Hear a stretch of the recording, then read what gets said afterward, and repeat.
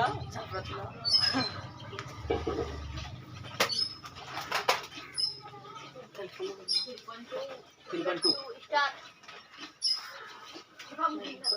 इस number question जाने एक नंबर का एक नंबर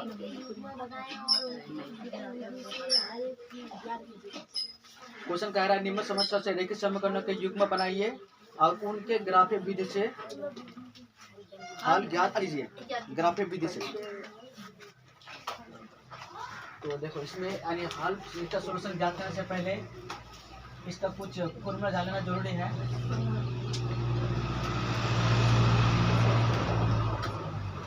इसमें ये अगर ये 1 बाई ये 2 और not equal to B1 by B2 हो, अगर ये 1 बाई ये 2 not equal to B1 by B2 हो, पहले इसमें भी जान लेना जरूरी है। ये 1 B1 ये 2 B2 कौन है आखिर?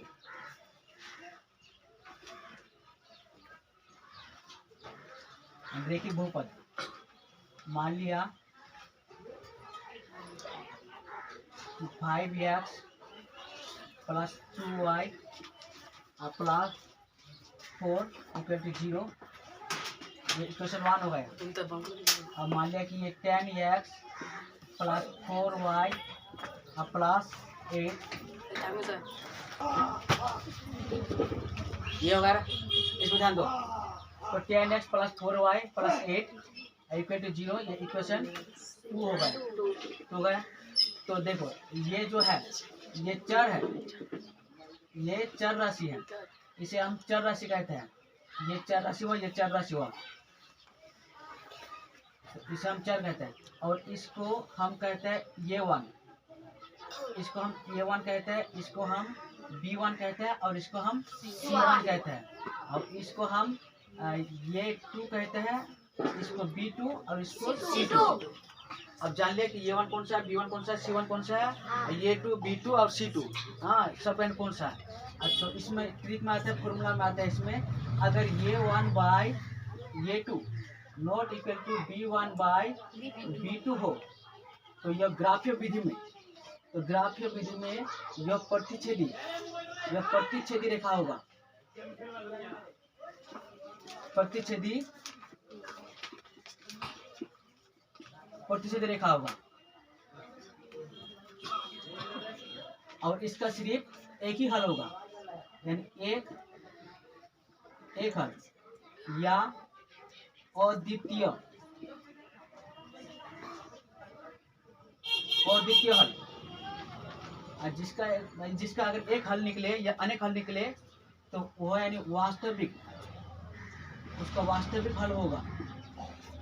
और ये संगत भी होगा। तो इसमें अगर ये 1 बाई ये 2 not equal to B1 by B2 हो, तो इसका यानी ग्राफीय विधि में इसे क्या कहेंगे? प्रतिच्छेदी रेखा। हाँ ये प्रतिच्छेदी रेखा होगा, इसका एक हल होगा या अद्वितीय। अद्वितीय मतलब क्या? जिसका कोई दूसरा ना हो, जिसका कोई दूसरा सिर्फ एक ही हो, तो उसे हम एक हल या अद्वितीय हल, यानी दोनों सेम है। हाँ ये वास्तविक हल होगा और ये संगत होगा। इसका इंग्लिश होता है कॉन्सिस्टेंट। असंगत का इंग्लिश होता है अनकंसिस्टेंट। संगत और एक चीज है ये अविरोधी होगा। जिसका कोई एक सॉल्यूशन निकले तो वो अविरोधी होगा, और जिसका कोई सॉल्यूशन ना निकले, जिसका कोई हल ना हो, तो वो विरोधी होगा। तो ये होगा। अब दूसरा इसमें आते हैं, अगर ये 1 बाई ये 2, अगर ये 1 बाई ये 2 B1 by B2 equal to C1 by C2 इस तरह हो, तो यह ग्राफीय विधि में समांतर यानी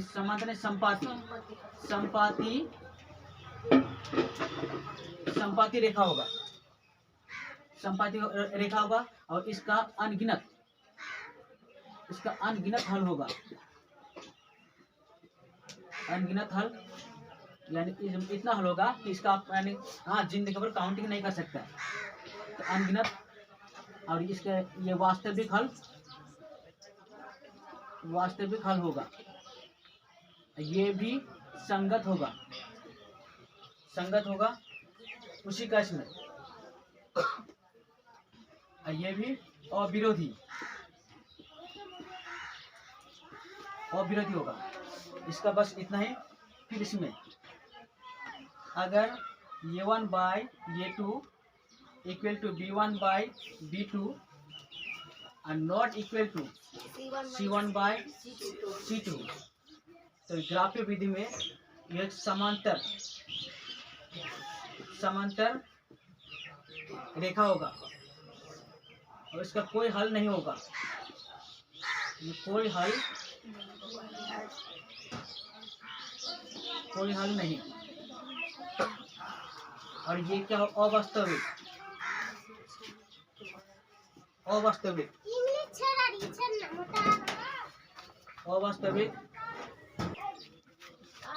ठीक है। और ये असंगत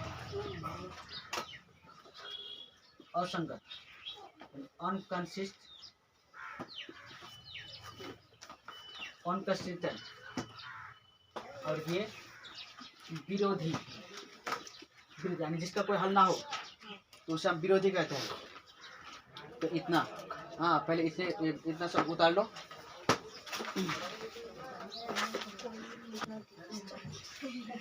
तो एक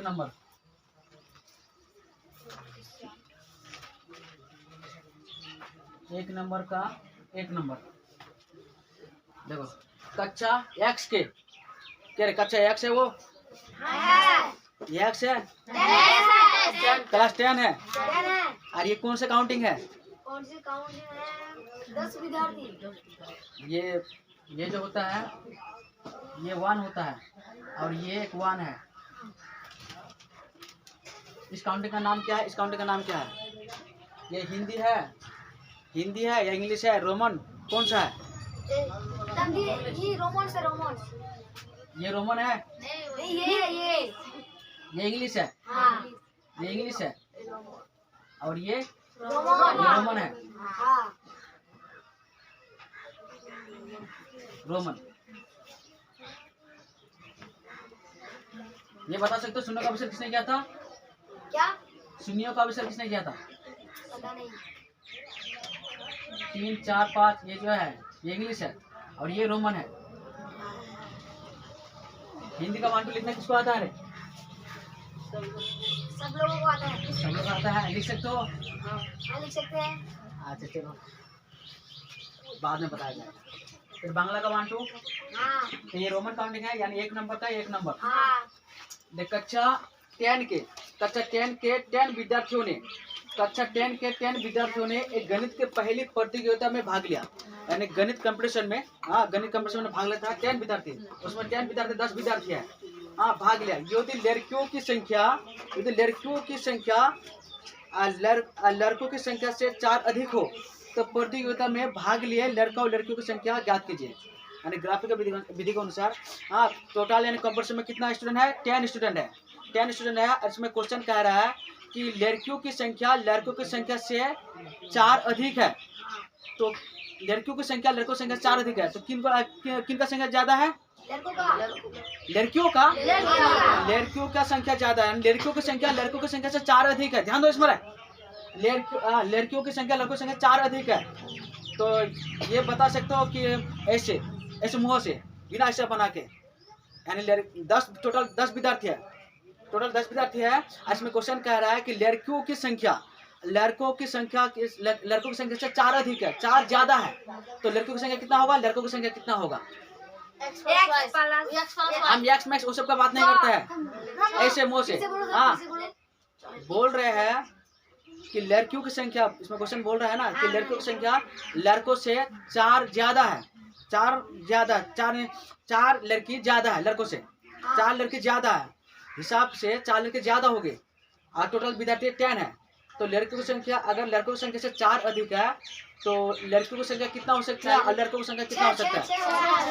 अगर लड़कियों की संख्या 6 हो गया, मान लिया लड़की इधर लड़की इधर लड़का, मान लिया कि लड़की की संख्या 6, तो लड़कों की संख्या 4।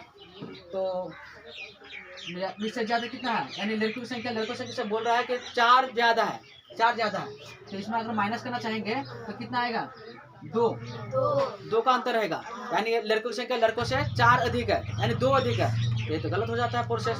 हाँ, यानी इतना होना चाहिए कि लड़कों की संख्या लड़कों की संख्या से, 8 मान लिया कि लड़कों की संख्या 8 है हाँ और लड़कों की संख्या कितना होगा 2, तो दोनों का अंतर कितना रहेगा 6। 6 ये भी प्रोसेस गलत होता है, तो क्या होगा लड़कों की संख्या कितना हो सकता है, 4 5 सोचो थोड़ा दिमाग लगाओ। 10 टोटल लड़का लड़की मिलाकर 10 है, है लड़का लड़की मिलाकर 10 है, तो फिर कैसे लड़कों की संख्या 10 हो सकती है, ये इम्पॉसिबल है, ये हो ही नहीं सकता। लड़कों का संख्या 2 और लड़कियों का संख्या 6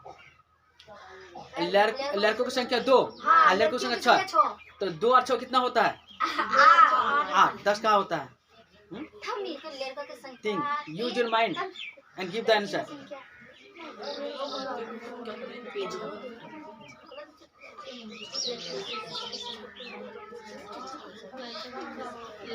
इतना स्टूडेंट में से कोई नहीं बोल पाया होगा ऐसे माइंड में। हाँ, 12 कैसे, क्या सोचती हो, 12 टोटल 10 स्टूडेंट है, तो 12 कहाँ से आएगा। लड़की की संख्या 6 और लड़कों का संख्या 4। 4 देखो, बोलो थिंक, क्या बोलो। लड़कियों की संख्या 7 और लड़का का संख्या 3। वाह, excellent, very good, very nice. लड़कियों की संख्या 7 होगा और लड़कों की संख्या 3 होगा, तो 7 में से 3 चला कितना बचेगा 4। तो लड़कों की संख्या से 4 अधिक है, जैसे है ना। अब यानी हिसाब बना के, यानी ग्राफिक विधि के अनुसार, हाँ ये 7 और 4 इसके आंसर लाना है, समझ गए ना तुम लोग। अब हिसाब बना के देखते हैं कि 7 और 4 आता है कि नहीं। बहुत लेट कर दिया तुम लोग, हाँ बहुत देर बाद तब तुम लोग जवाब दे पाए। तो इसमें आते हैं, मान लिया कि सपोज हम मान लेते हैं, मान लिया कि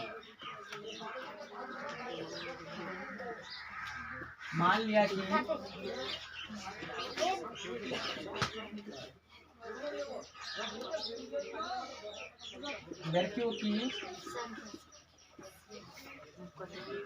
संख्या बराबर x, मान लिया कि लड़कियों की संख्या बराबर x और लड़कों की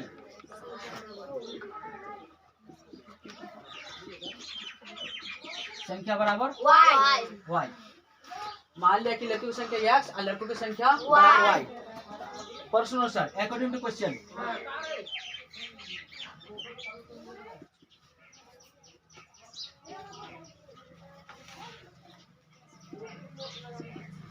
प्रश्न सर कह रहा है, जैसा प्रश्न है तो लड़कों की संख्या x और लड़कों की संख्या y, तो x प्लस y बराबर 10 होगा। ये लड़कियों की संख्या है, ये लड़के, तो दोनों को मिला कितना होता है 10 है, तो x plus y equal to 10। तो इसलिए y बराबर या x बराबर जो भी करो, x बराबर हम लेते हैं, x बराबर तो क्या हुआ 10 माइनस y, ये इक्वेशन 1 हो गया, ये इक्वेशन 1 हो गया। तो इसमें हम ग्राफीय विधि के अनुसार बनाने कह रहा है, तो इसका हम घर भी बना लेते हैं।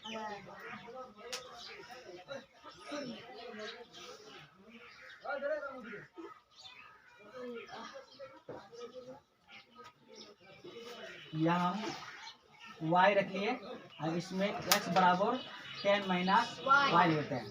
अब कुछ y का मान कुछ ही मान लेते हैं, मान लिया कि y का मान या 3 मान लेते हैं। अगर y 3 मान लिए तो यह समय कितना होगा बोलो, 7। और y का मान माइनस में लेंगे तो ज्यादा हो जाएगा, चल y का मान 5 ले लेते हैं, तो इसका मान भी ये समीकरण 1 हो गया। अगेन फिर कह रहा क्या, क्वेश्चन कह रहा है कि लड़कियों की संख्या से 4 अधिक है, लड़की की संख्या ज्यादा है, हाँ लड़कों की संख्या कम है, तो इसे आप लड़कों की संख्या से 4 अधिक है, तो प्रश्न अनुसार x माइनस वाई बराबर कितना देंगे 10 नहीं 4। हाँ यानी उसमें क्या कह रहा है क्या कि ये लड़की की संख्या लड़कों की संख्या से 4 ज्यादा है, तो यानी x माइनस वाई बराबर 4, ये हो गया। ये समीकरण 2 में। अब x बराबर 4 minus y 4 4 plus y y हो जाता है। ये समीकरण 2 2 हो गया। इसका घर बना लेते हैं।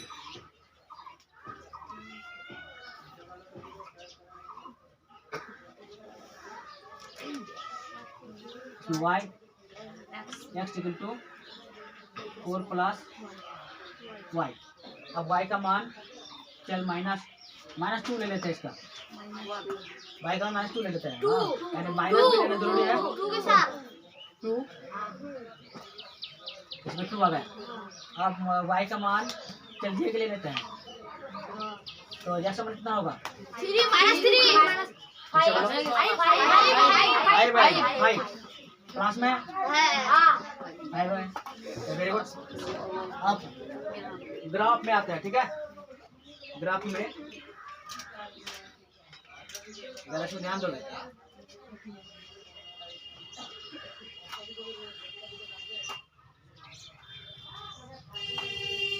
नीचे से करते हैं।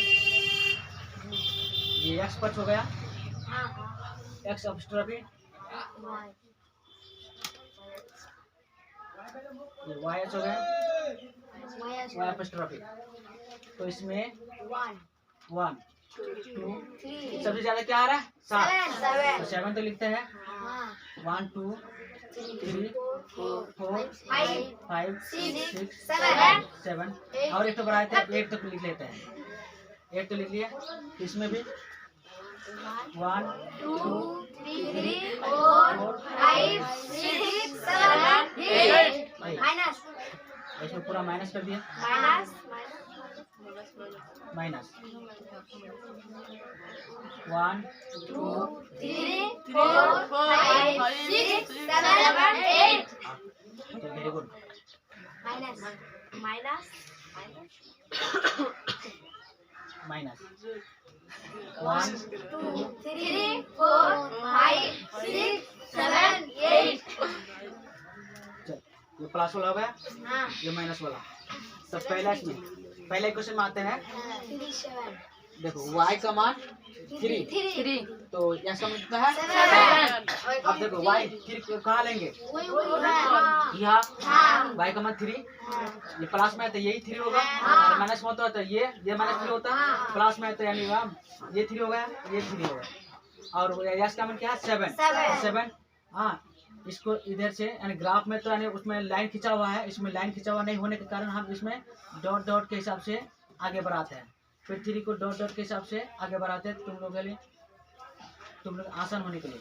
तो ये यहाँ हो गया 7। 3 पहले हम अल्फाबेट जो होता है तो पहले x आता है, उसके बाद y आता है।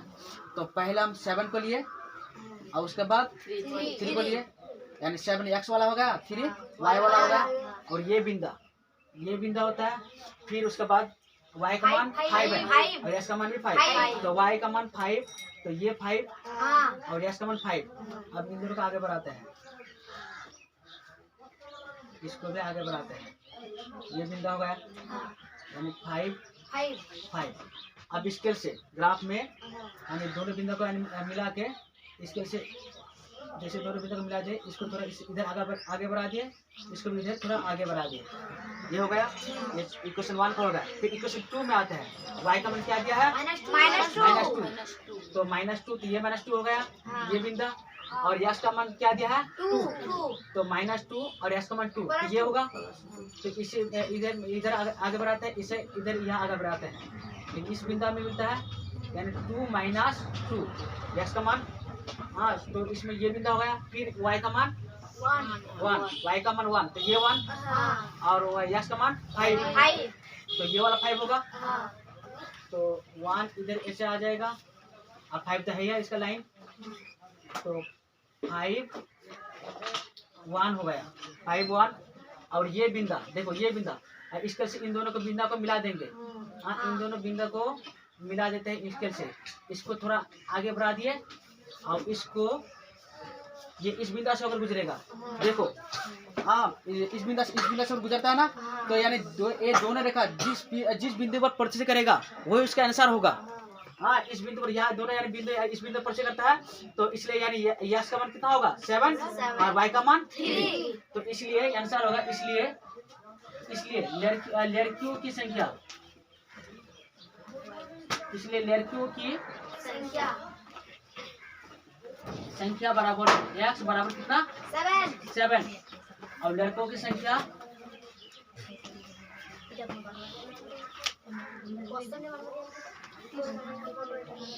बराबर y बराबर 3। That's all.